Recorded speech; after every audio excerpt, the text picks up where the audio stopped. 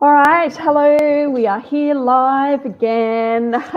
We're changing it up this week. Normally we would do sort of a Thursday, but today we're changing it to a Monday. Let's start the week strong. I've got the gorgeous Abbie White from Sales Redefined and the Execution Zone. Abbie and I have been friends for quite a number of years, always have some fantastic chats when we do get together. So I just thought it would be great to bring her on here so that I can introduce you to her and get you to know her like I do. Welcome, Ab. Thank you. Thanks for having me. It's nice to chat again and see people connect. It is, isn't it? Now, for those of you who are joining us live, you know what to do. I've got someone saying, hey, because you haven't signed up to StreamYard, I can't actually see who that is. So if you can just pop your name and let me know who it is, because every time I open up Facebook to sort of check at the same time, it actually plays live video as I'm doing it. So it's a bit crazy.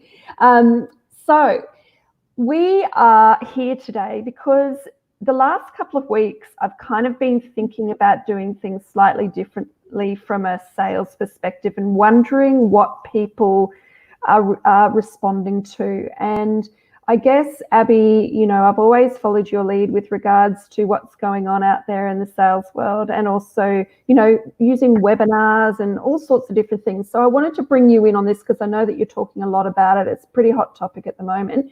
So if we can maybe, it's Marie. Hi, Marie. Thanks for joining us. So what I wanted to start with, I guess, is, you know, COVID-19, we know this has been quite a huge impact on a number of small businesses.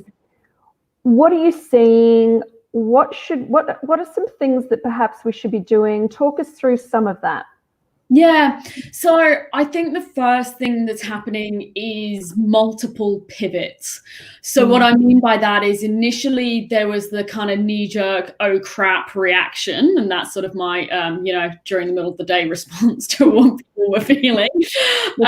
After hours, I'll give you a different word for that. And so people were doing like a sort of Band-Aid fix and it was sort of a temporary measure. And then there's sort of been people pivoting. So let's take gyms, for example, who are closed to, you know, going and launching their online course or their, you know, live streaming of workouts or things like that. What I feel we're now in is what's actually the next iteration of our business. So what actually is going to move forward from this? And so what I mean by that, again, let's stick with the gyms example. In my opinion, I think that a lot of the gyms who have now invested really heavily in A, some of the technology, but B, they've now got loads and loads of recordings and live workouts and maybe some form of online platform and portal. Actually, why, when gyms open up, would you get rid of that? Why would you not keep that as like a light option? And I think what's going to happen is where a lot of us have had, you know, a loss of income, some people have lost their jobs, some people have had their hours cut back, things like that. Some of us might be looking to save a bit of money and therefore looking for a lighter option. So if I was a gym right now, I'd be thinking, okay, well, what do I want to keep out of this COVID-19 situation? And what do I want to get rid of bloody fast?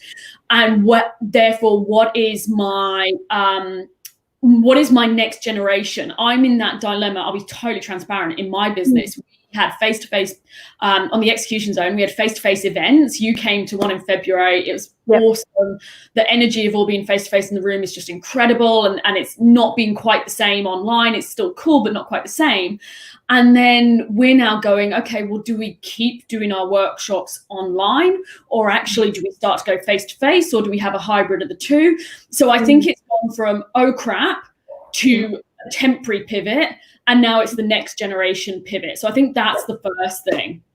Yeah, it so totally makes sense. You know, and I think about that quite a lot with regards to, I mean, particularly the businesses that I'm working with, but also my business as well. You know, I was running workshops and things like that. And you're right, it's not the same. It's not the same as seeing and being in a group of people in person. The energy level is totally different.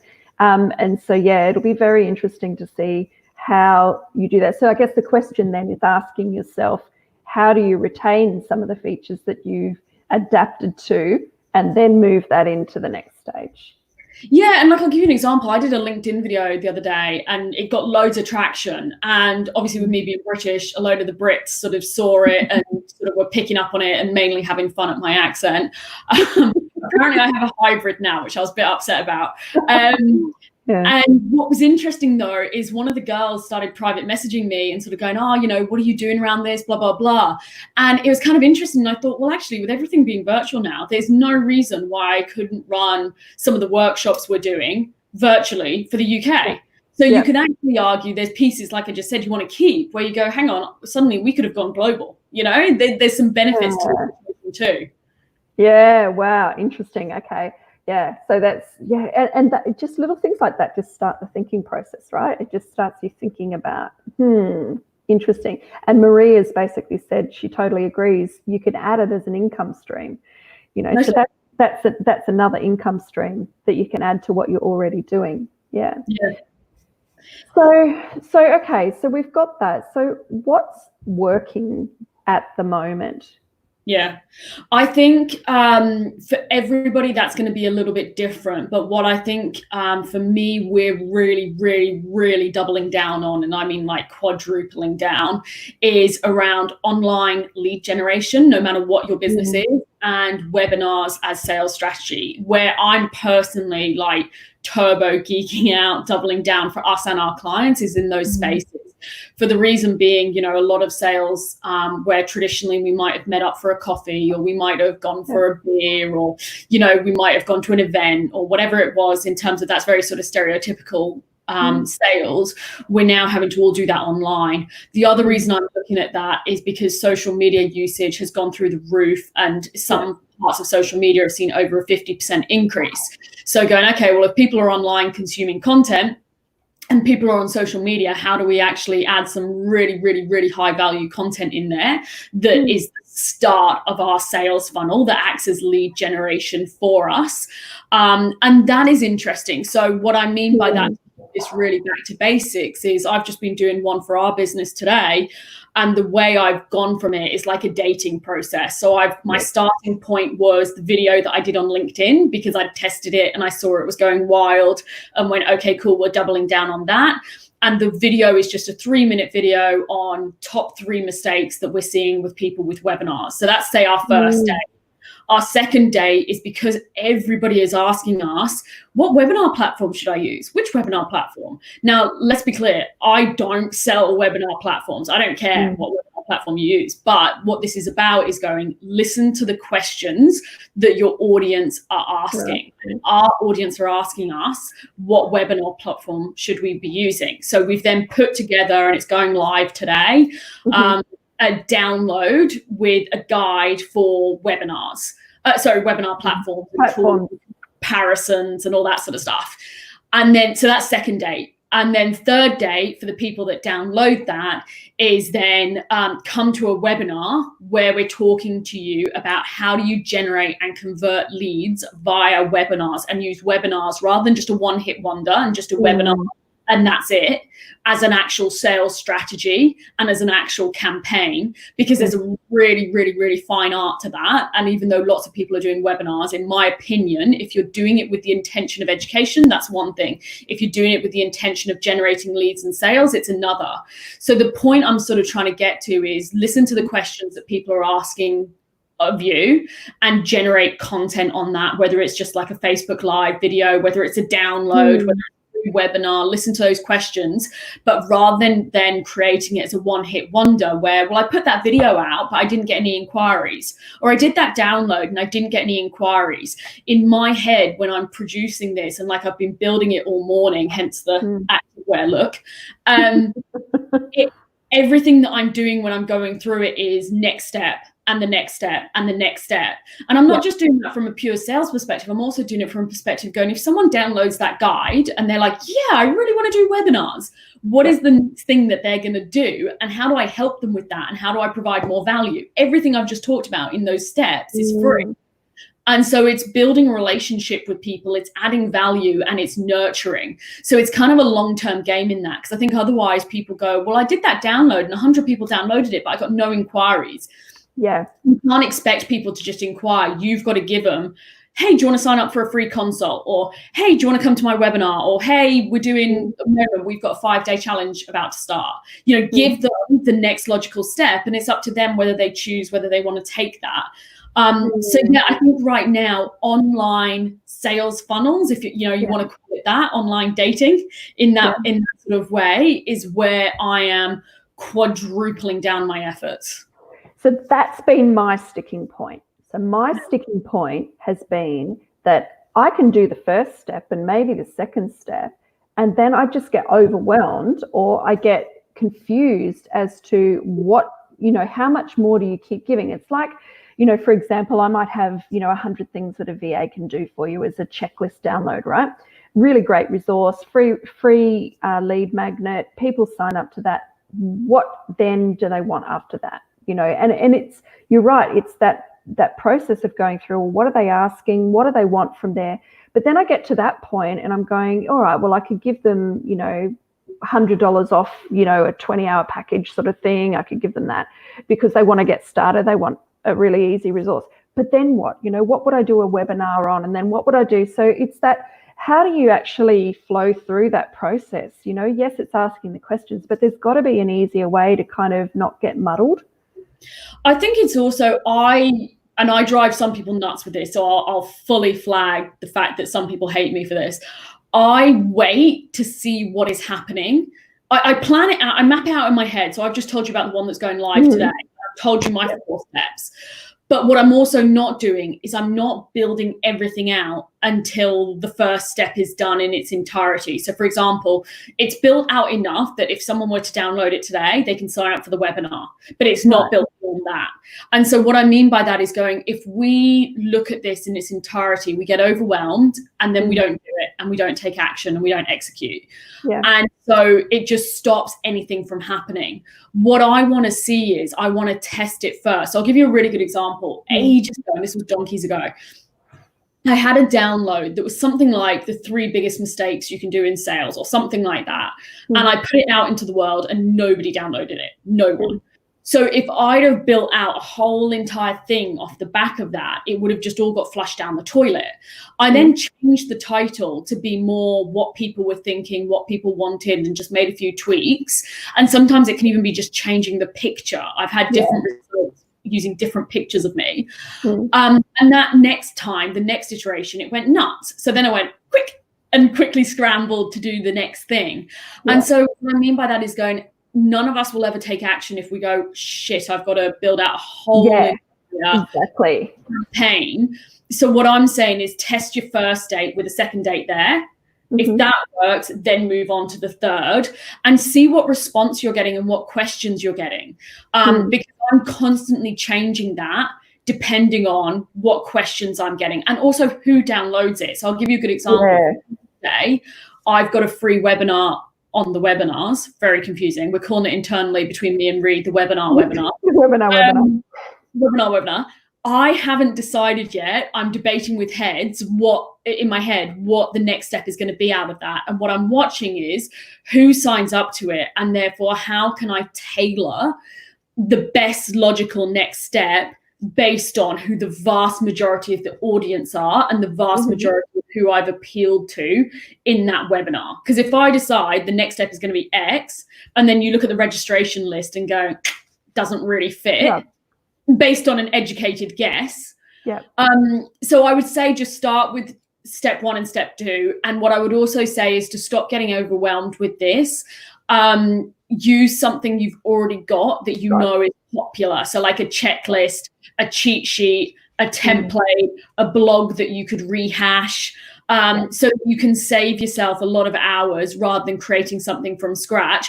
Or depending on what your preference is, if you're like me and you're a talker, it's easier for me to just record, like I did the other day, a 3-minute LinkedIn video, and then I plastered it everywhere, than it is to force me to sit down and write a blog. So I think I'd lean into what questions are people asking, what's going to be quickest for you to do, and what can you repurpose that you think will appeal. Yeah. Okay. Yeah. No, that's good. And that's kind of what I'm trying to think of and trying, to use what I currently have. And I've got heaps and heaps of stuff. I just need to repurpose it, or I need to put it in. And so I guess then, we're moving into sales funnels and talking about that a little bit, because that's really important. I think some of I think lead generation at the moment is definitely the number one thing. I totally agree with that. And I totally agree that if you're not doing that on social, then, it's not great. I mean, I just literally put a marketing department together out of the VAs that I've got in the last two. Yeah, it was very cool.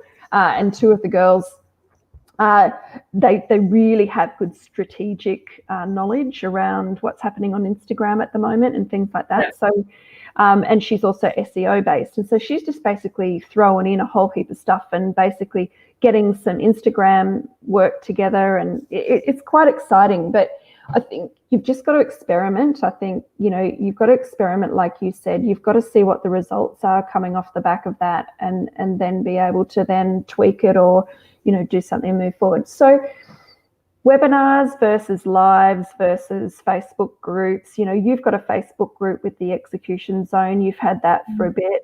I've just started mine that I feel like I'm half-heartedly working on it because I don't really know.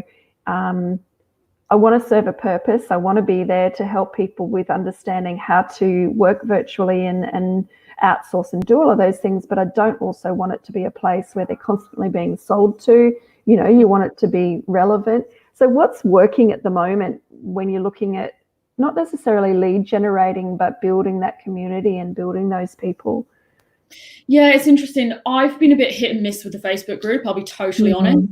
And part of that's because I've personally found that a lot of people I'm connected with aren't as active, including myself, on Facebook anymore. People are more active on Instagram. I saw people flooding back to Facebook when we all first went into isolation because it was like, I need to talk to people, I need to connect. And then I've sort of seen a massive drop off. However, I also think that's probably not a fair assessment because I've also not invested enough effort in it. I've looked at it and gone, there's only one of me. I had my little boy off when we were in isolation as well. I can only spend so many hours in so many places. And this is a really good thing for everyone to do, in my opinion, right now, is get out 3 Post-its, 3 pieces of paper, whatever you want to do. And one of them is stop, one of them is start, and one of them is keep doing. And myself and Ree and my team have been doing this several times. Like probably we've been doing it every 2 weeks. And unfortunately right now we've had to be quite brutal and go, if something's not working right now, given the limited hours we had when we both had kids home, then I'm not going to keep investing effort in that space. What I would say is, we talked about social media there. One of the 2 highest performers in my business in terms of lead generation are both free. And it's not social media. The highest performing number 1 for me is now speaking. So I will go to different communities like you did for the Entourage and different people like that and be a guest speaker. So for example, in isolation, I got asked twice to speak for Business Chicks and we got a heap of people connecting with us and that was awesome. I'm finding right now that a lot of communities are wanting to help their members and their audience, and so therefore they're quite open to guest speakers. I've done quite a lot of guest speaking over the past couple of weeks, and that's probably been our number 1 source of lead generation, which is free. If you go and offer your time as a speaker, then, and as long as you've got a call to action that's a very soft call to action at the end, which is, like I said, your second date, it's your logical next step. Where I think people go wrong is they'll speak for free and then say nothing. Whereas what I do is I'll speak and maybe I'm talking about webinars. And then at the end, I'll go, look, I've actually put together this awesome download.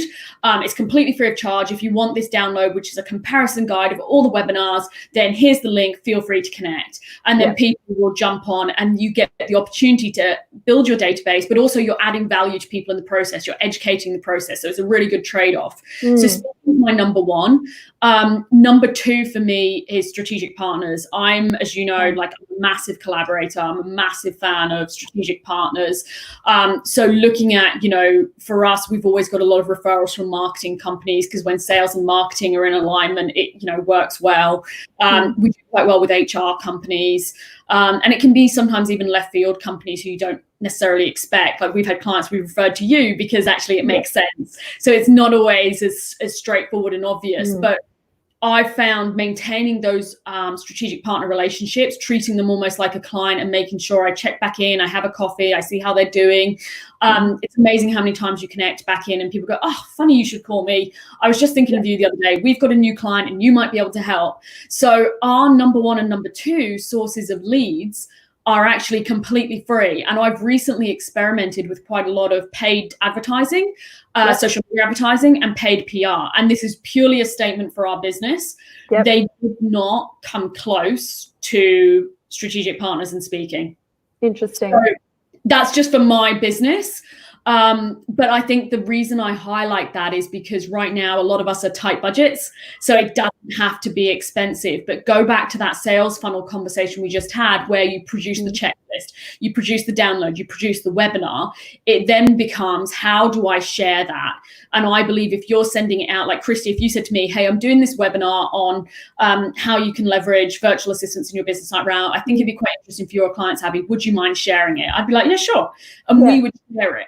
And so then getting your strategic partners working for you and collaborating together, I actually think is a really good way to go, and it's completely free. So that sales funnel that we talk to, you can share that in so many ways. Does that make sense? Oh, it completely does. You know, it's really interesting, like even just simply emailing out to your database, right? So it's really easy to not do that regularly. It's really easy unless you've got something. I mean, you're brilliant because you send something out every Friday and it's fantastic and I love reading it.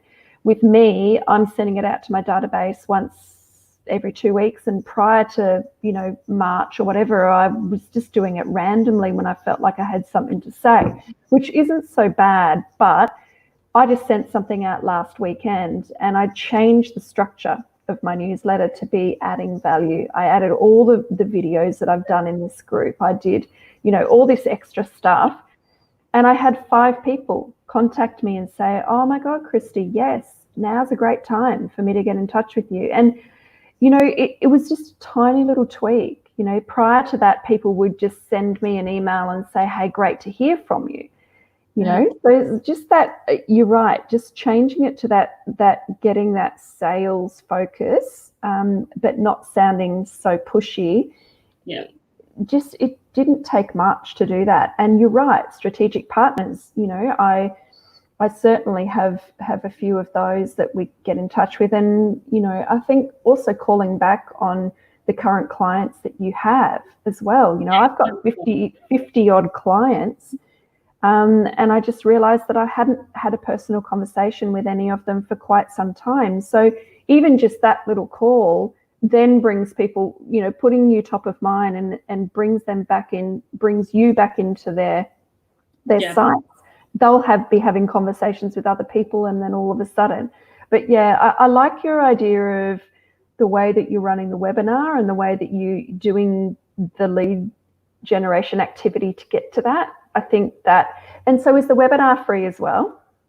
Yeah, so the webinar's free. So the reason that we do that is we're trying to attract new prospects to our business and new people to connect with. And my take is, if your business is, so if you were doing a webinar for your existing customers to go, hey, here's how you can get even more out of your virtual assistant, then you would do a completely different process because they know you've got a relationship, you're not having to introduce yourself, you're not having to build credibility. If you're doing it to a completely cold audience, which in the example I gave you for us, I believe that if you just got randomly an email going, hey, do you want to come on our webinar? I'd be like, no. You need to kind of build up some value and some credibility and some trust first. So I'm starting my funnel on a 3-minute video of me talking about the top 3 mistakes of webinars. And like I said, we've had really, really good traction from that video. So we're just doubling down on what's working. And so people will, in theory, have then built up a little bit of okay, she's got some cool things to say, and that might be a good investment of time to come and do an hour on the webinar. If you start just purely with the webinar, unless you're a well-known brand or you're a well-established business or you're doing it to existing clients, it can be really hard, because even if it's free, you have to think about what's the commitment of that you're asking from people. And the commitment I look at is time and money. And so even if I said to you, hey, I'm going to spend, so to people watching, I'm going to spend the next 5 days with you completely free of charge. If you've never met me before, you have no idea who I am, you're not going to invest that time, even though it's free. So yeah, that's the way we've done it. I play quite a long-term game in terms of sales. You know, you've seen my sales approach. Yep. I believe sales is education, and I believe sales is about adding value. And I believe you then are almost working out who's the right fit for each other, who are we the right fit for, and vice versa. So I'll be very generous, and I'll give and I'll give and I'll give, and I'm not holding back the good stuff. I'm giving everything so that I build more trust and more credibility. But you have to be prepared that that's then a longer game rather than just going straight in for the kill, which I don't personally believe works very well unless you're a super established brand. Yeah, interesting. Yeah, look, and I totally agree with that. I think that's really important. And that's where your social media, messaging and, because people are going to check on all of that. They're going to jump onto your social media. They're going to look for, or jump onto your website. They're going to do their research before they actually, like you said, sign up to see whether what you've got is going to be worth following. So yeah, I think that's really important. And, particularly that's what we're telling our clients as well is, I understand that at the moment you feel like your social media branding and just getting messages out there sometimes doesn't have a return on investment, but in the long term, it really makes a difference. If you're putting energy and efforts into, like you said, building this sales funnel and doing webinars and whatnot, if the rest of your shit isn't good, then no one's going to look at that as authentic. You've got to just follow that through everything that you do. So I think your messaging and everything, it's got to be strong as well before you even go into any of this stuff. Yeah, and I think it's also just I'm looking at how do I stay front of mind? Because statistically speaking, you need to have had over 15 touch points for a brand new brand that you come across or business before you're likely to buy from them. So I'm always looking at the next thing. So for example, if someone comes on our webinar, how can I at the end get them to follow us on LinkedIn or follow us on Instagram, or it's at the end of my newsletter, how can I get someone to sign up to a webinar or follow us on our socials or whatever it is, so that we're constantly adding more value, but we're also staying front of mind. Social media drives me crackers, and I'll fully admit it drives me crackers. I don't feel I've got it down pat whatsoever. But I do it, even though it feels like a pain in the ass, and it takes up a lot of time from the team, because I want that person who connected with us on Instagram or LinkedIn, I want them to keep us front of mind, so that when they are ready, they might not be ready today. Statistically speaking, only 3% of your target market are ready to buy right this second. So I want them to, when they are ready, and then they see an Instagram post or a LinkedIn video or whatever it is from us, be like, oh yeah, and we've been there for the ride. We've been there for the journey. I agree. I totally agree with that. I mean, I think when you've been in business long enough, you kind of appreciate that more. I mean, I've been in business for 11 years. And so a lot of people, when they come to me, have already heard of Virtual Elves. They've already heard of that name somewhere, because we do push out our social media and have done for a long time, but also because, like, you said, I've spoken, I've been into those groups, I've put the brand into those places. And so I think if in the very first instance you're a relatively new business and you haven't done that yet, that should be your focus. Your focus should be just spreading your brand as far as you can, so that, within your niche obviously, but spreading your brand so that people start to get to know you first. Like you said, they've got those 15 touch points before then you're able to get that sale through, or get them to put their email address somewhere. That people hate putting their email addresses unless they think that they trust you. And that's what there has to be a huge amount of, when you are working on that sales funnel, there has to be a huge amount of value in it. That webinar guide that I gave you the example of in our business, we paid someone to produce that. We paid for someone to do the comparison of all the different webinar platforms. It's in a big ass comparison guide. It's 5 different platforms, blah, blah, blah. We then paid for a graphic designer to do it. So that's actually cost me money to do that. And the reason I say that is the content has to be, it can't just be throwing anything out. It has to be so highly valuable that you will give me your email address, because you want to receive that content, because that looks super good. And so it's thinking of, what would someone bite your arm off for? And actually for each target market, that might be something different. So when you're putting together, what's my download going to be, just bear that in mind. and yes, spread it much further than just social media. Like I said, I'm speaking like nobody's business at the moment, and every single person who has me to speak, very generously at the end will let me say, hey, if you want to know more, boom. And you're doing it in a very non-salesy way. But I just view it as, if you have a really, really good first date with someone and you like what they're saying, you like what they're talking about, then why the hell would you not invite them for a second date? And that's all you're doing, in a very organic, non-salesy, non-pushy way, and in a free of charge way. Yeah, absolutely. Yeah. And I think, right now, that's what people want. People are wanting value, they're wanting resources, they're wanting support, they're not wanting to be sold at every second of the day. They'll pay the money. People have got money to pay for things, but they need the value first. I think that's the key thing. So for those people that are watching, Marie, that's probably still just you at the moment. I think I can see people coming in and dropping in and out. If you have any specific questions for Abbie, please throw them into the comments while she's here, just for the next few minutes. We, as always, record this, obviously, and so you're able to come back in and watch this later on. So if you are watching this in the future, down the track, please also post your comments into here, because Abbie is a part of this group and she is able to come in and drop in and answer any questions that you may have. Marie says it's great to listen. So Marie's got a sales background as well. So perfect. Yeah, she's doing a lot of speaking as well, which is brilliant. So I'm sure that she agrees with a lot of what you've said here.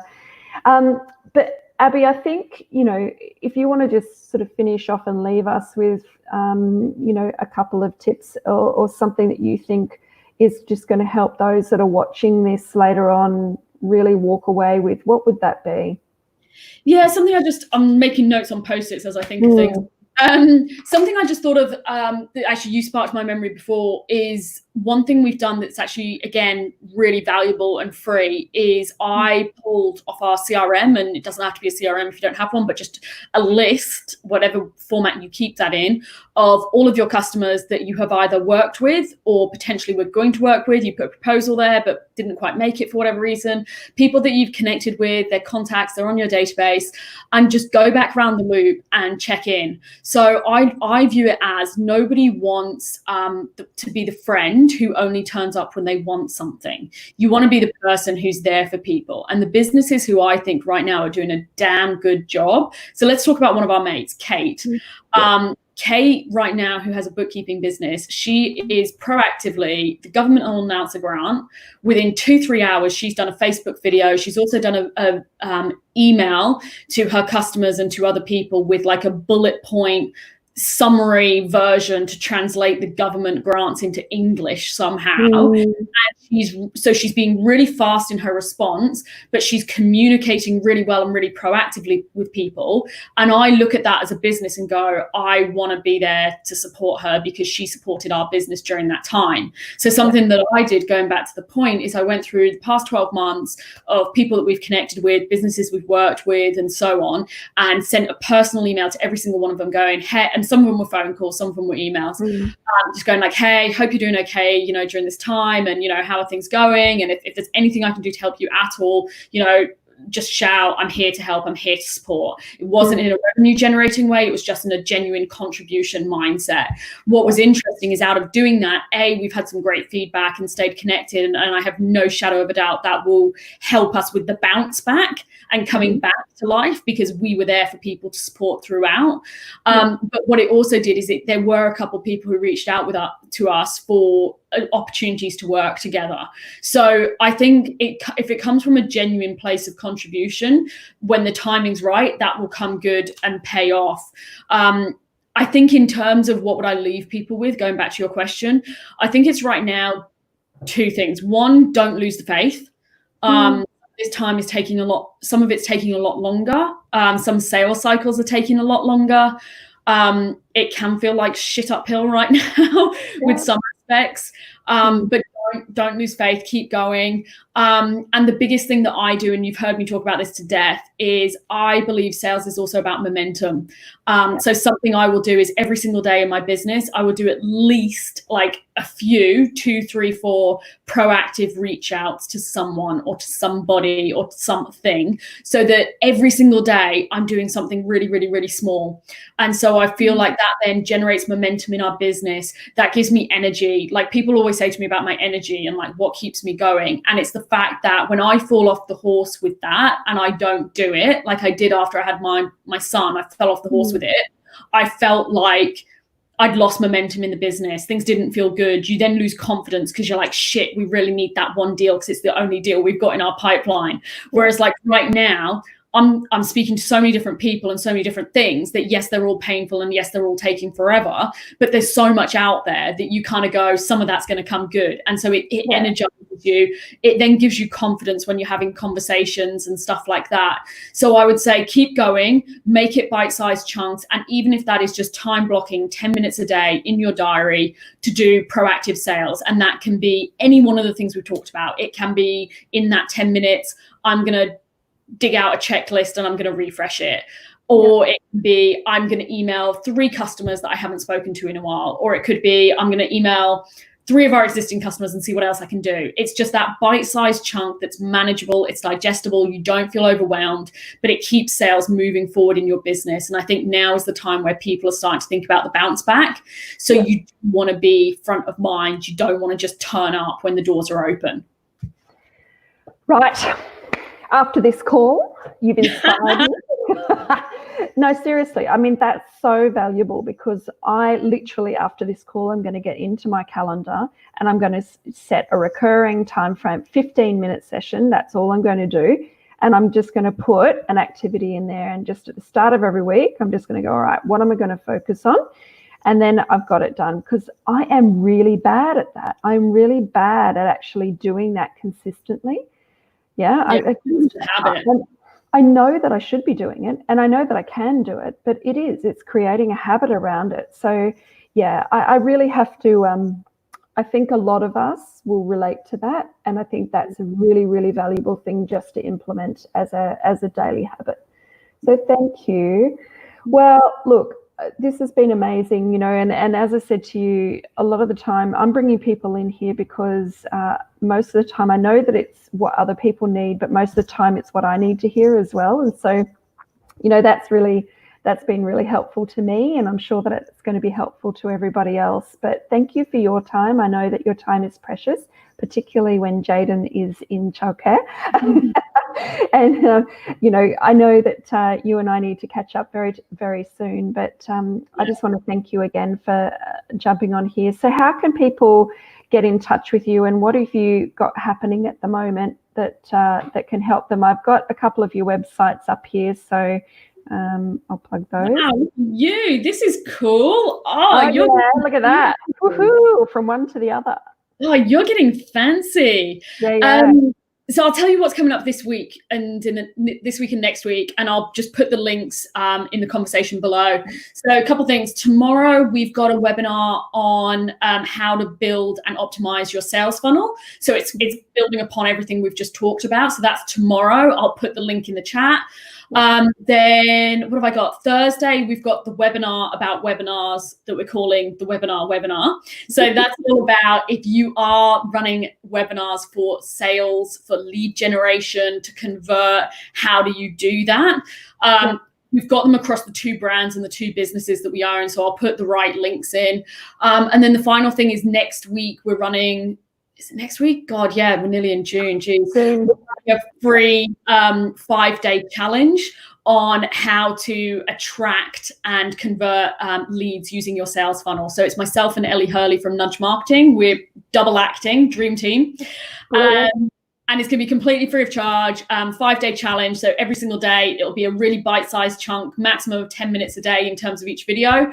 And the goal is by the end of the week, you would have already started generating leads. So our goal is we were working through it yesterday on a Sunday.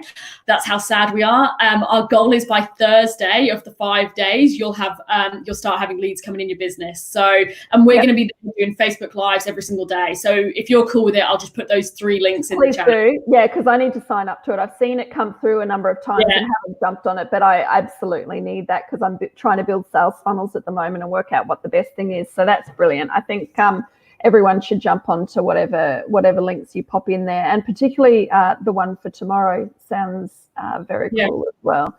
And we record everything. So if you can't make the particular time and you go, oh, that's a webinar I really want to attend, but I can't make it, just sign up anyway and then you'll get sent the replay. Perfect. Well, Abbie White, you are the master at getting shit done, let me tell you. Yeah, I know. And this has been amazing. So thank you again. I really appreciate it. I value you a lot, and I'm sure that everyone else will once they're able to jump in and join some of your activities that are coming up in the next week. Thanks, Kristy. Thank you for having me. I really appreciate it. Thank you for asking. Always my pleasure. Alrighty. See you guys. Thanks again. And thank you, Marie, for being with us the whole time. You deserve a special surprise. You guys.